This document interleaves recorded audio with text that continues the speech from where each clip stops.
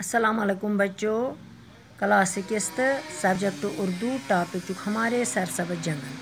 हमारे जंगलों में अनोवा अक़साम के परिंदे और जानवर पाए जाते हैं।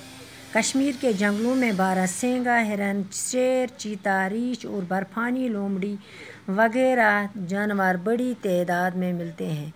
जम्मू के जंगलों में चीता, गीदड़, नीलगाय और लंगूर वगैरह पाए जाते हैं।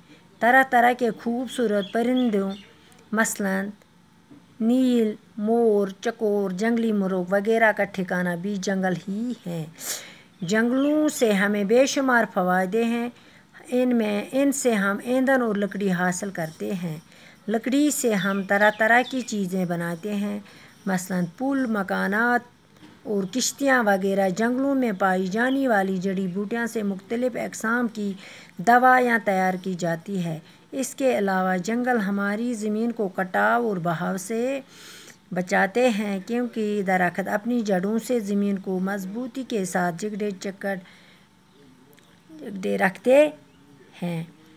दपान सनिस जंगलस मज़ वारिया किस्म गो अक़साम, अत गो वाहिद किस्म जमा गो अक़साम के परिंदे और जानवर पाए जाते हैं। अस वारिया किस्म परिंद जंगलस मज़ जंगलस मज़ मसलन कश्मीर के जंगलों में जंगलन में बाहेंग तस हिरने, बारहसिंग गई बाहेंग वाजिन हिरन, शेर, सह, चीता, रीछ, बर्फानी लोमड़ी तुम लाश ब्रार इन जानवर हस बड़ तादाद।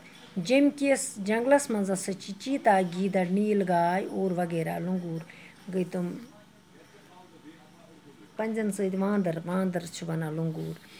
हम वुचान तत तरह तरह के खूबसूरत प्रथ कुन अंद खूबसूरत परिंद गई जानवर, नील, मोर, जंगली मुर्ग वगैरह का ठिकाना भी जंगल। इन ठिकाना कत जंगलस मज़। जंगल बेशुमार फ़ायदे दिवान। अत ईंधन ज़्यून कड़ान, लकड़ कड़ान, चीन कड़ान, तरह तरह की चीज़ें बनाते हैं। लकड़ी वारिया चीज़ बनावान, पुल, कुदल, मकानात बनावान, किश्ती बनावान, नाव। जंगलों में पाए जाने वाले जंगलस मज़ कड़ान तुम कुछ चीज़ लकड़ बनावान नम चीज़, बे जड़ी बूटी कड़ान वारिया किस्म दवा तमन बनावान, सह गसान तैयार। इसके अलावा जंगल हमारी ज़मीन को कटाव और बहाव से बचाते हैं। अगर जंगल षटो न कि तम बच ज़मीन, तम बच सोन ज़मीन को कटाव से और बहाव से बचाते को ताप नश बच। अगर जंगल बचावो अस बचो तम क्योंकि दरख्त अपनी जड़ों से कुलस पन्नो जड़ों से पन्ने मूलों से ज़मीनस मजबूती थावान तो ज़मीन रटान पानस चर क्या मूल फैलान ज़मीन गसान तथ जगड़ित अत कुलिस बाकी वसलम।